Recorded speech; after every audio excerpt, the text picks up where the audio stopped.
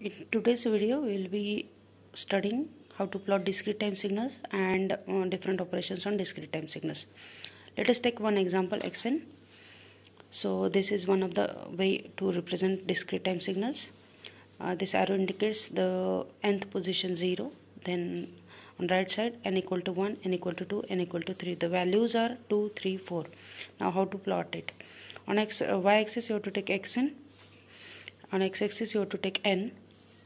So at n equal to 0 value is 1, n equal to 1 value is 2, at 2 value is 3, at 3 value is 4.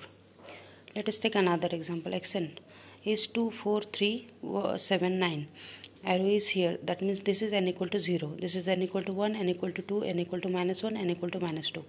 Plotting is easy. 0 value is 3, 1 value is 7, 2 value is 9, minus 1 value is 4, minus 2 value is 2.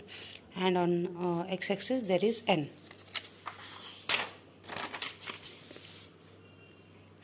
Let us see time delay. So this is xn signal. You have to find x of n minus 2. If such form is there, that means it is the delayed version of xn. N minus 2, that means in the original sequence you have to go left by two samples. So 1, 2. There is nothing on the left side, so add 2 zeros. So 1, 2. Arrow goes here. Let us take another example. Xn is this one. You have to find x of n minus 2. So again go left by two samples. 1, 2. Then the arrow goes here. Arrow, that means position n equal to 0 position changes, and accordingly other samples position also changes. Let us see time advance. So this is the xn. Time advance operation will look like this, or it has the form like x of n plus 2 or n plus anything. So for that you have to go rightward by two samples. So 1, 2. Arrow goes here. Let us take n plus 3. N plus 3, that means 1, 2, 3. Here there is nothing, so add 0. Arrow goes here. Let us see folding operation. Xn is equal to this one.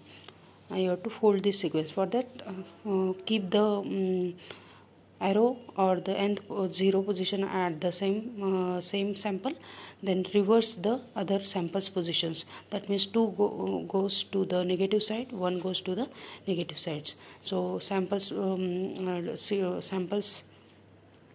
nth positions becomes n equal to here minus 1, n equal to minus 2. Here in the original sequence it is n equal to 1 and 2. Let us see compression. Compression, this is the sequence. You have to find x of 2n. So for finding x of 2n, you have to skip one sample from the original sequence. So 1, 3, 5. Why we have to skip? Because we want the every second sample, not the in-between sequence sample. Suppose x of 3n is there, we want every third sample. So 0, then 4th. Likewise. Let us see expansion. Suppose you have to find x of n by 2 of the same sequence, then x of n by 2. Then it is, that means you want the samples at 0, 0.5, 1. That means you need another sample, or you need a sample between 0 and 1 also. So 1, 0, 2, 3, 0. Again in between 2 and 0 there is 0, 3, 0, then 4, 0, 5, 0. Likewise, that means you have to insert 1 0 between two samples. If you want x of n by 3, that means you have to insert 2 zeros between two samples. Likewise, 0, 0, 3, 0, 0, 4, 0, 0, 5. Arrow is here only. If n by 4 is there, add 3 zeros. Likewise, suppose you want another operation is amplitude. Suppose you want the operation like 2xn. 2xn, that means this is amplitude scaling or amplification.